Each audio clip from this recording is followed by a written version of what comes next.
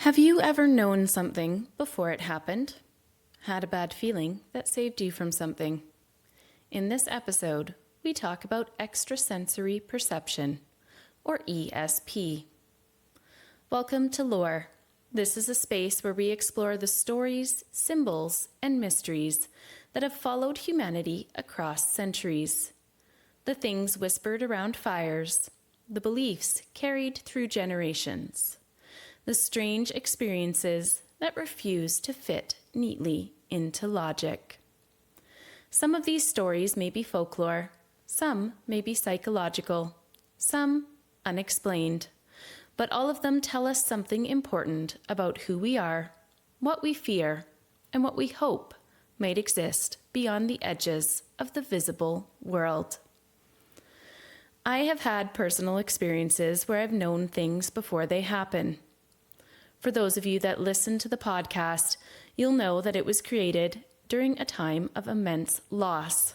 But what I didn't share on the episodes was that in the week leading up to two of those big events, I had a horrible feeling.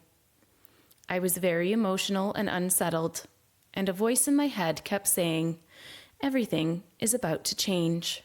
And it did. This isn't an uncommon experience amongst humans. That type of knowing is often explained away by pattern recognition, which I'll talk about a bit later on. But there are kinds of ESP that aren't so easily excused. I experienced one of those in a big way when I was in my 20s, during a time when my then boyfriend was involved in a serious car crash. I managed the local movie theater at the time. There was a regular patron who was a paramedic. He would come in sometimes on nights he was on call, and he would always ask if we would be okay to give him a gift certificate for a free movie if he got called out while in the show. After I'd put the movies on for the late night showing and the concession workers had gone home, I was sitting at my desk working, and then I suddenly knew my boyfriend had been in a bad car accident. It wasn't a thought. It wasn't just a feeling. It was all-encompassing. I could feel it in my body, which was having an emotional reaction as though someone had just told me the news. And I knew that it had happened. I called my dad, who was a firefighter, and told him that I knew I sounded crazy, but that I was very sure. He said he would check in at the hall to see if there had been any call-outs, but that he wasn't packing a pager that night. I had no sooner hung up with him when the paramedic appeared at the ticket window. He told me he had a call and asked if he could get a ticket to come back another night. I said to him, "It's a motor vehicle accident, and it's my boyfriend." He looked at me like I was insane, and after a long pause said, "Can I just get the ticket?" His demeanor had turned uncharacteristically cold and annoyed, and I could tell he didn't believe me. I gave him the ticket and called my dad back, who then went to the fire hall. He picked me up after work to take me to the hospital. The call had come in that my boyfriend had been involved in a head-on collision with a semi on the highway. When we arrived at the hospital, the paramedic came up to me and apologized for how he had acted earlier. He told me that he would never doubt a woman's intuition again. Later on, I would ask my dad why he hadn't tried to convince me that what I was saying didn't make any sense. He's an old-school, rational person. But he told me that family and friends often have experiences where they know something is wrong with their loved one. In his experience working as both an ambulance attendant and a firefighter, he and his colleagues had seen it numerous times. He said he never doubts it when someone has a premonition like that, because he's experienced it as part of his job over and over again. Experiences like that have a name. Actually, they have several, and depending on who you ask, they're either a function of the subconscious mind or evidence that time itself might not be as linear as we think. When people talk about extrasensory perception, or ESP, they're often grouping together a few different experiences. Precognition is knowledge of a future event that could not otherwise be anticipated through rational means. A premonition is a strong feeling or intuition that something, usually negative, is about to happen. Clairvoyance means clear seeing or gaining information about an object person, or event without the use of senses, often used in the context of being able to see the future. Claircognizance means your knowing, the knowing of information without being told, often described as an internal, sudden realization. And then there's intuition, the most socially acceptable version of all of this. The quiet signal most people have been taught to second guess. The challenge is, these experiences don't always arrive cleanly labeled. They blur together. They're filtered through emotion, memory, fear, and expectation, which makes them very easy to misinterpret. In the movie Premonition, the main character experiences time out of order, living days of her life non-sequentially, trying to make sense of something that hasn't fully happened yet. What makes it unsettling isn't just what she knows, it's how fragmented and unreliable that knowing feels. Because that's often how these experiences are described in real life too. Not as a clear version of the future, but as pieces, feelings, fragments that only make sense after. Precognition isn't tied to one culture or belief system. It appears everywhere, across time, geography, and worldview.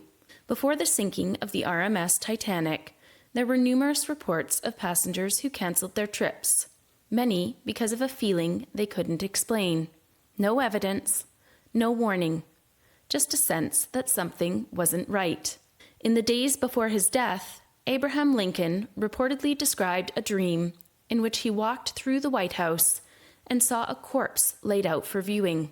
When he asked who had died, he was told the president.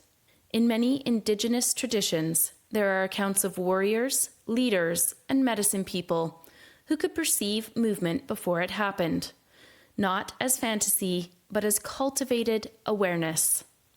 A different relationship to time, instinct, and environment. So how does science attempt to explain this? One theory is pattern recognition, which I mentioned earlier. The human brain is constantly absorbing information, far more than we're consciously aware of. Micro-expressions, environmental cues, subtle shifts in behavior. And sometimes it processes those patterns faster than we can articulate them. What feels like knowing the future may actually be the brain making a highly accurate prediction. Another explanation involves memory reconstruction. We don't remember events perfectly. We reshape them.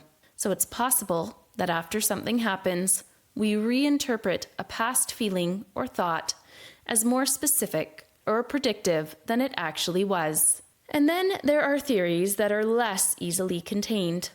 Research into precognition and remote perception has existed on the edges of mainstream science for decades, most notably through programs conducted by the Central Intelligence Agency during the Cold War. Projects like Stargate explored whether individuals could access information about distant locations or even future events.